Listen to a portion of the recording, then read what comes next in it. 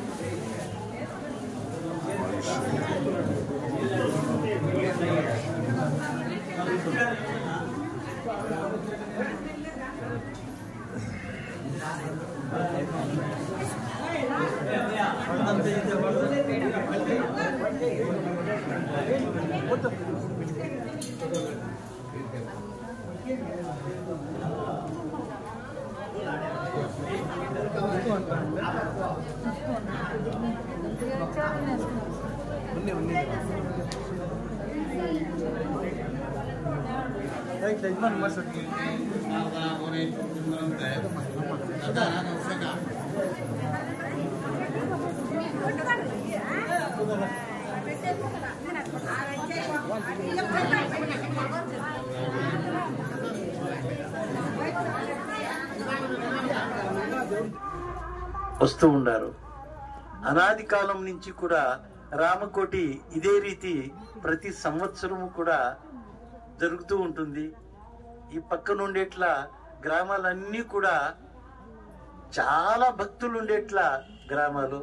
అందరికీ కూడా నారెమ్మ, నారెప్ప, కోనప్ప, కోనమ్మ అనే పేర్లు పెట్టుకో ఉండారు. కోనప్ప అంటే ఎందుకంటే కోనగుంట్ల వెంకటరమణ స్వామి పేరు కోనప్ప.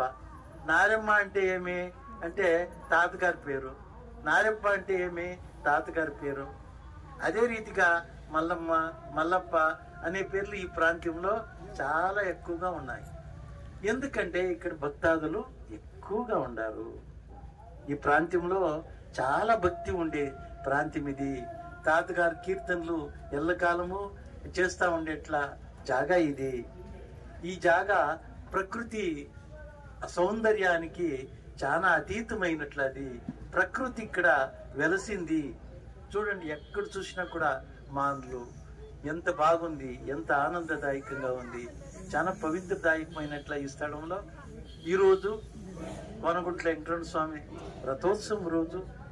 ఈ రోజున తాతగారి యొక్క దేవస్థానాన్ని ప్రతిష్టాపన చేసేట్ల కార్యాన్ని కూడా చేసుకునేట్ల రోజు.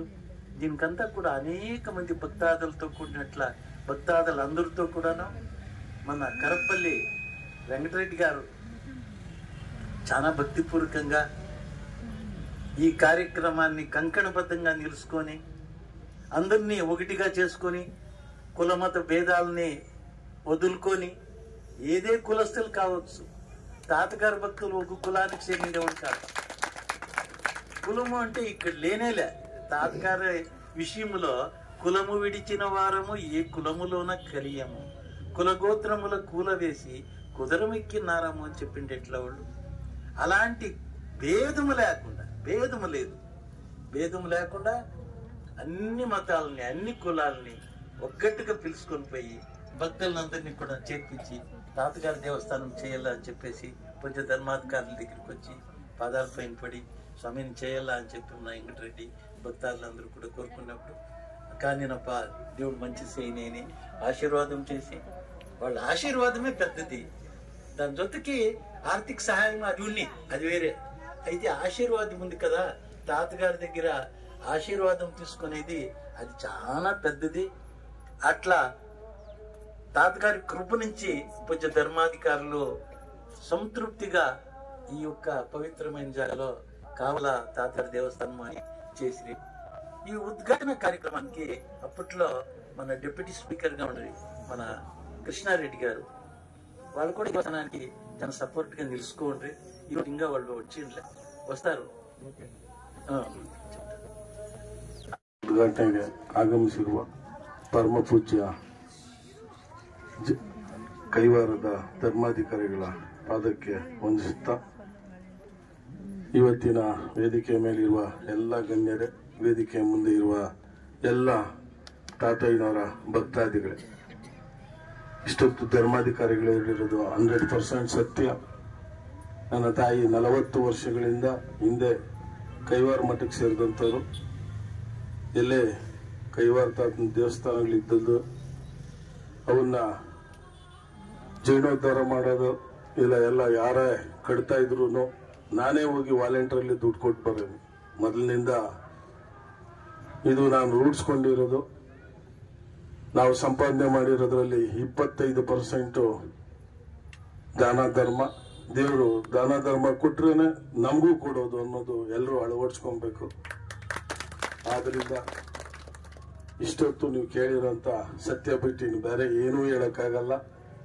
ಸ್ವಾಮಿಗಳೇ ಹೇಳಿರೋದು, ಇವತ್ತು ನೀವು ಪರಮಾತ್ಮನ ನೋಡಬೇಕು ಅಂದ್ರೆ ಗುರುಗಳು ಬೇಕೇ ಬೇಕು. ಇವತ್ತೊಂದು ಮಠ ಸೇರಿದೆ, ಪ್ರತಿ ಊರಲ್ಲೂ ಭಜನಾ ಮಂಡಳಿಗಳಿದ್ದಾವೆ. ಇದ್ ಕಡೆ ಇವತ್ತು ಪಟ್ಟಣದಲ್ಲೇ ಭಜನಾ ಮಂಡಳಿಗಳಿಲ್ಲ. ಯಾಕೆ ಅಂದ್ರೆ ಭಜನಾ ಮಂಡಳಿ ಗೊತ್ತಾಗೋದು ನಿಮ್ಗೆ ಯಾವಾಗ ಅಂದ್ರೆ ಸತ್ತಾಗ ಪಟ್ಟಣದಾಗ ಇವತ್ತು ಮೈಕ್ ಹಾಕ್ತಾರೆ, ಕರ್ಕೊಂಡ್ ಬರೋದಕ್ಕೆ ಪ್ರತಿ ಹಳ್ಳಿಗೂ ಕಳಿಸ್ತಾರೆ.